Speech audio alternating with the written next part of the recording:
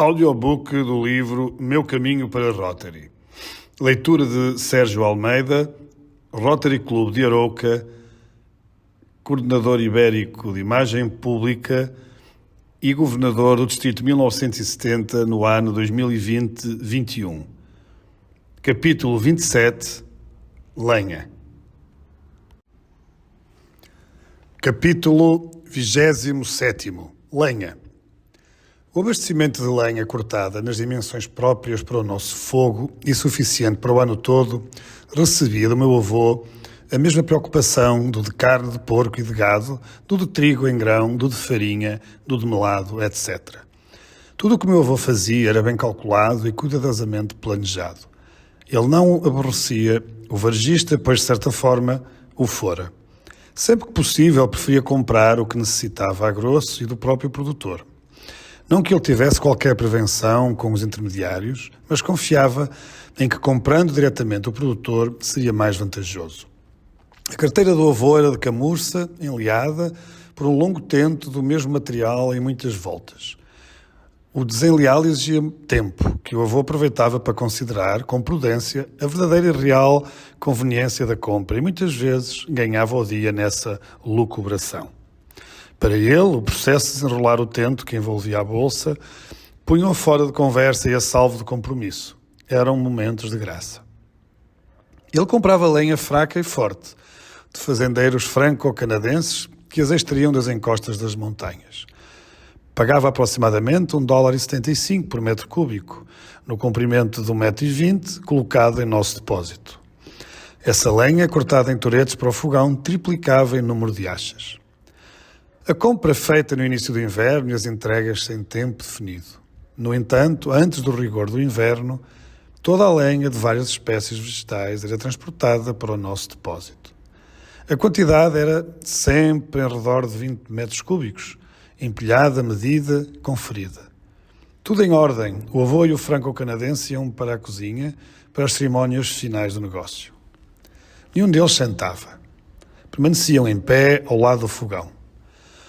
O avô apoiava o cotovelo sobre o reservatório de água quente, trocavam algumas palavras gentis, cabendo ao fazendeiro apenas 10% da conversa, no seu inglês estropiado. No momento psicológico propício, o avô tirava a carteira, com deliberada lentidão, do canto noroeste do seu bolso traseiro e começava o processo do desenrolar do longo tento. Parecia-me que o franco-canadense se sentia inspirado e edificado por tomar parte daquela cerimónia que o avô armava para o pagamento.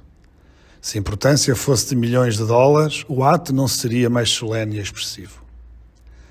Não me lembro de outro vermontense que tivesse um avô preocupado de guardar-se contra gastos supérfluos, mas, na verdade, quando se tratava de soltar dólares e centavos, qualquer deles se movimentava com notável preguiça.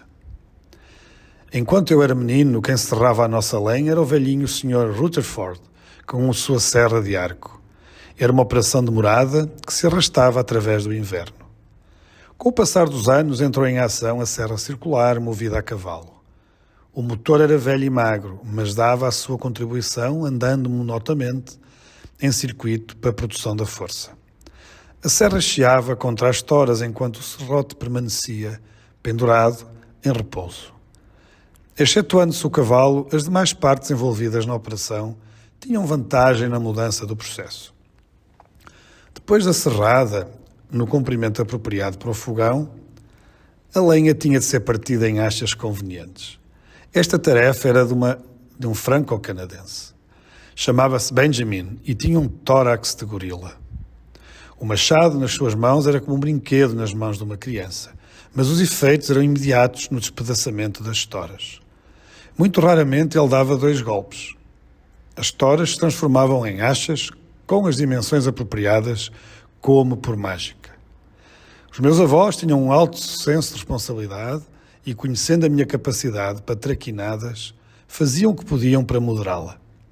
As minhas travessuras traziam os vizinhos em permanente preocupação e era opinião generalizada que de mim nada de bom se poderia esperar. O avô, por 2 razões, chamava a si a maioria das tarefas a executar.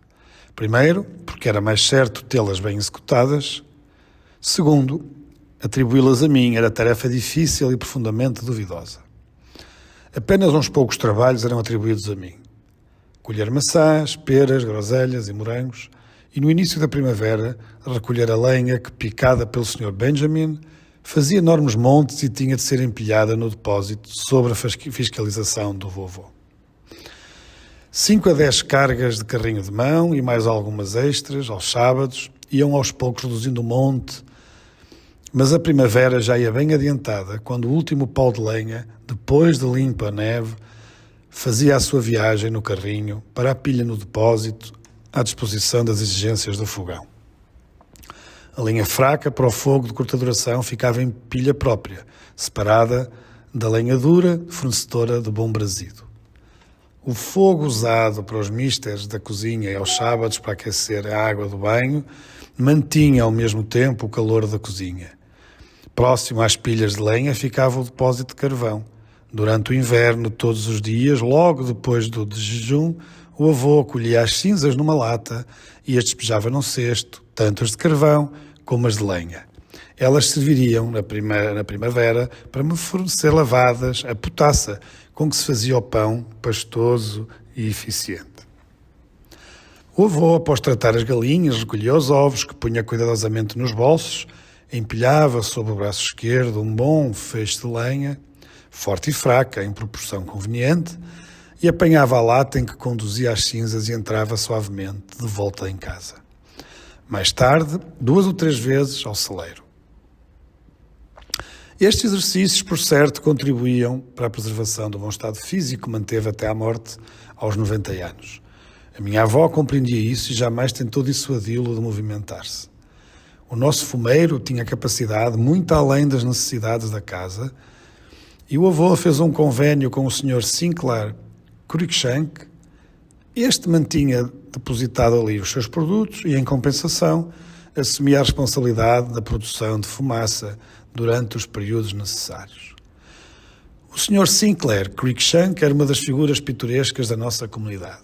Ainda posso vê-lo com o seu chapéu de abas largas, dobradas de um lado, como os dos camponeses de Tirol, conduzindo pomposamente os seus cestos com palha de milho para a fumaça num dos braços em direção ao nosso fumeiro.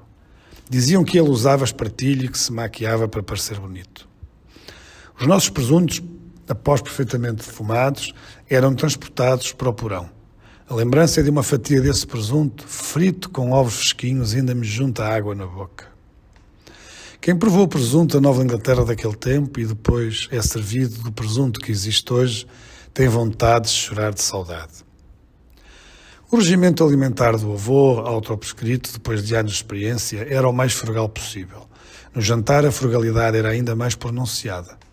Constava comumente que uma xícara de chá verde, quase incolor, uma fatia de queijo e um bolinho de farinha de trigo ou parte dele.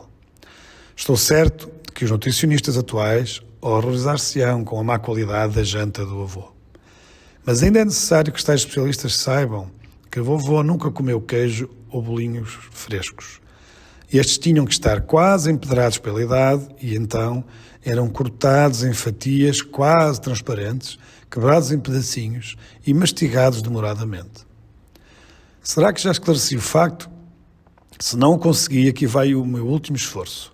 Nunca, durante os anos que convivi com ele, soube que ele tivesse tosse, resfriado, constipação, insônia ou outra qualquer indisposição. Também nunca ouvi tomar uma pílula, uma colherada de porção medicinal e nem mesmo o chá de hortelã da avó. Jamais consultou o médico. Ele mesmo se cuidava. Mary Tolley dizia que ele, mesmo comendo pedra, sentir-se-ia em plena saúde. Quando adoeceu, morreu. Aos 90 anos, ainda estava a raspar a neve dos arredores da sua casa como se fosse um homem vigoroso.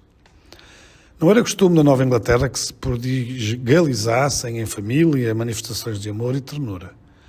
Comigo não havia permissão de nenhuma manifestação para com a avó, senão uma boa noite e um beijo pela manhã. E com o avô, de subir às vezes ao seu colo e passar mãos na sua face, sentindo as rugas e a barba. Estas manifestações eu as tinha quando o via triste e suspirando, depois de ler cartas do meu pai.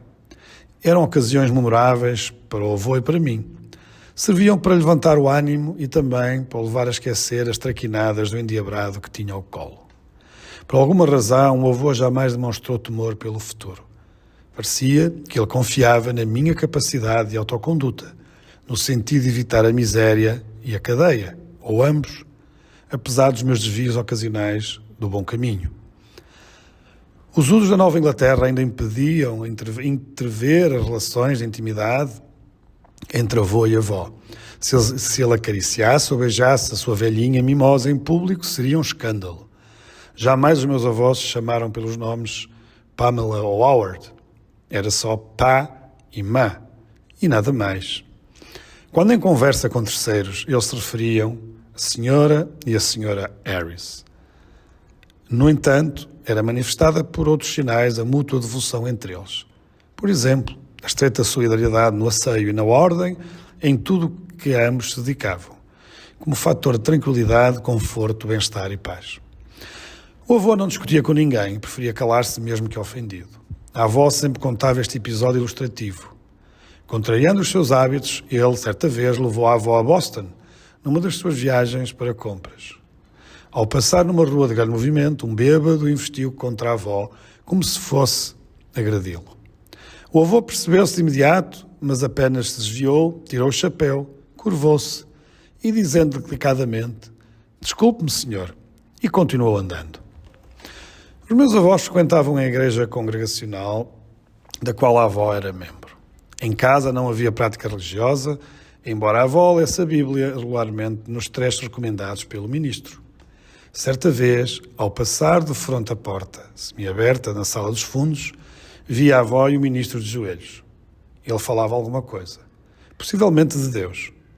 Senti que não podia perturbá-la e passei sorrateiramente.